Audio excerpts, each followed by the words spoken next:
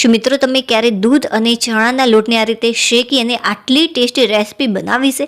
નહીં, ચાલો જોઈ લે સરસ મજાની આની એક નવી રેસીપી. મિત્રો ફક્ત 3 થી 4 મિનિટની અંદર આટલી દાણેદાર મીઠાઈ તમે નહીં જ બનાવી હોય, એ પણ દૂધ અને ચણાના લોટને શેકીને બહુ જ ઓછી સામગ્રીથી જે ઘરમાં હોય છે બસ એ જ સામગ્રીનો ઉપયોગ કરીને સરસ મજાની દાણેદાર મીઠાઈ બનાવીશું આજે આપણે. તો બસ તેના માટે કડાઈ લઈ લેવાની છે. તેની અંદર 3 મોટી ચમચી જેટલું આપણે ઘી એડ કરીશું. શરૂઆતમાં જે ગેસની ફ્લેમ છે તમારે ફાસ્ટ રાખવાની અને તેની અંદર આપણે એક મોટી વાટકી ભરીને ચણાનો લોટ એડ કરીશું. શરૂઆતમાં અડધી મિનિટ માટે જે ગેસની ફ્લેમ છે ફાસ્ટ રાખવાની છે. એકવાર સારી રીતે આને મિક્સ કરી લઈશું. અડધી મિનિટ જેટલો સમય થઈ જાય ત્યાર પછી આપણે જે ગેસની ફ્લેમ છે ફાસ્ટ કરીશું. તાવેતાની મદદથી આને આપણે આ રીતે થોડું પ્રેસ કરીને મિક્સ કરીશું કે જેથી જે પણ ઘીના ગઠ્ઠા થયેલા છે ચણાના લોટ અને ઘીના એ છૂટા પડી જાય. આજે આપણે ખાંડ કે ગોળનો ઉપયોગ કર્યા વગર સરસ મજાની મીઠાઈ તૈયાર કરવાના છે, એ પણ સાકરની મદદથી. આગળના વિડીયોમાં પણ મેં તમને કહ્યું હતું કે સાકર અને ખાંડમાં ઘણો ફરક હોય છે. ખાંડ એ શરીરને ખરેખર નુકસાનકારક છે અને જે સાકર છે એ ઉનાળામાં બહુ જ ફાયદાકારક બની રહે છે. શરીરની કોઈ પણ બળતરા હશે ઉનાળામાં એ આનાથી આસાનીથી દૂર થઈ જતી હોય છે. જે વાટકીની મદદથી આપણે ચણાનો લોટ લીધો હતો બસ એ જ વાટકીમાં આપણે સાકર લઈશું. તો જો 1 વાટકી જેટલો ચણાનો લોટ હોય તો અડધી વાટકી કરતાં પણ આપણે થોડીક ઓછી સાકર લઈશું આની અંદર. તો અડધી વાટકી કરતાં ઓછી મતલબ કે પા વાટકી કરતાં વધારે અને અડધી વાટકી કરતાં ઓછી એ રીતે તમારે સાકર લેવાની છે. જો તમને ગળી વધારે પસંદ હોય તો અડધી વાટકી જેટલી પણ સાકર લઈ શકો છો, બટ પા વાટકીથી થોડીક વધારે પરફેક્ટ છે. હવે આની અંદર આપણે ઇલાયચી એડ કરીશું. 7 થી 8 નંગ જેટલી ઇલાયચી એડ કરી છે અને સારી રીતે આને ક્રશ કરી લઈશું. જે આ પ્રોસેસ છે મિત્રો મેં પહેલા જ કરી દીધી હતી. બસ વિડીયોની અંદર તમને આનું હું માપ બતાવું છું કે જેથી એકદમ પરફેક્ટ માપ સાથે તમે બનાવી શકો છો. એટલા માટે જે સાકર છે અથવા તો ખાંડનો તમે ઉપયોગ કરવાના હોય એને સૌથી પહેલા તમારે ક્રશ કરી લેવી અને ત્યાર પછી જ ઘીની અંદર આ રીતે ચણાનો લોટ શેકવો કે જેથી તમારે ગેસ બંધ કરવાની જરૂરિયાત જ ન રહે. બસ હવે આપણે આને થોડીક વાર ફાસ્ટ ફ્લેમ ઉપર આ રીતે શેકી લઈશું.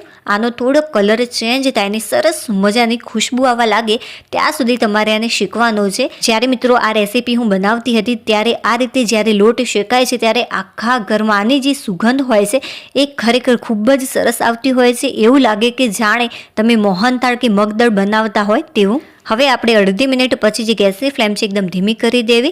2 થી 3 નાની ચમચી જેટલી આપણે સોજી એડ કરીશું. જો સોજી ન હોય તો તમે આના વગર પણ બનાવી શકો છો, બટ આના કારણે થોડો કકરો લોટ હોય છે જેવો મોહનથાળનો હોય છે અને જેવો મોહનથાળ આપણે ખાતા હોઈએ છીએ બસ એવો જ લાગે છે.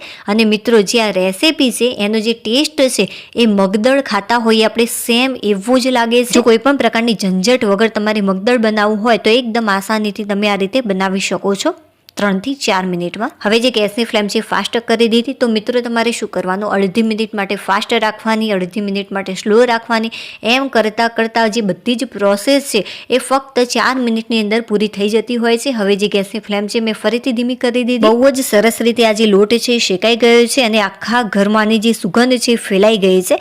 હવે મિત્રો આપણે શું કરીશું, જે ગેસની ફ્લેમ છે આપણે ધીમી જ રાખવાની અને થોડુંક આની અંદર આપણે દૂધ એડ કરવાનું છે. બહુ વધારે એડ નથી કરતા, એકદમ થોડુંક જ એડ કરીશું. તો હું આની અંદર દૂધ એડ કરું છું પા વાટકી કરતાં ઓછું. જો ચમચીની મદદથી માપીએ તો ફક્ત 4 થી 5 ચમચી જેટલું તમારે દૂધ એડ કરવાનું. સારી રીતે આને મિક્સ કરી લેવાનું છે. જો તમને ચીપકે એવું લાગે તો તમે ગેસની ફ્લેમ બંધ પણ કરી શકો છો, બટ મિત્રો મેં જે ગેસની ફ્લેમ છે ચાલુ જ રાખી છે કેમ કે બહુ ઓવર આ નીચે ચીપકતું નથી. તમે જોઈ શકો છો એકદમ પરફેક્ટ રીતે આ શેકાઈ ગયું છે. સારી રીતે મેં આને મિક્સ કરી લીધું છે. ચાલો હવે આપણે આગળની પ્રોસેસ જોઈ લઈએ. હવે જે આપણે ઇલાયચી અને સાકરને ક્રશ કરી હતી બધું જ મિક્સર આની અંદર ઉમેરી દઈશું. જ્યારે મિત્રો તમે આને ક્રશ કરશો ત્યારે જે આની ક્વોન્ટિટી છે સાકર અને ઇલાયચીની એની વધી જશે. એટલા માટે તમારે પહેલા જ માપી લેવું જ્યારે સાકરને ક્રશ કરવાની હોય એના પહેલા. જેટલી સાકર મેં ક્રશ કરી હતી બધી જ સાકર મેં આની અંદર ઉમેરી દીધી છે. હવે સારી રીતે મિક્સ કરી લઈશું આને. અત્યારે મિત્રો જે આ મિક્સર છે એકદમ તમને કોરું લાગતું હશે, બટ જ્યારે તૈયાર થશે ત્યારે એકદમ પરફેક્ટ થઈ જશે. હવે બસ આ રીતે આને મિક્સ કરતા રહેવાનું છે કે જેથી જે સાકર છે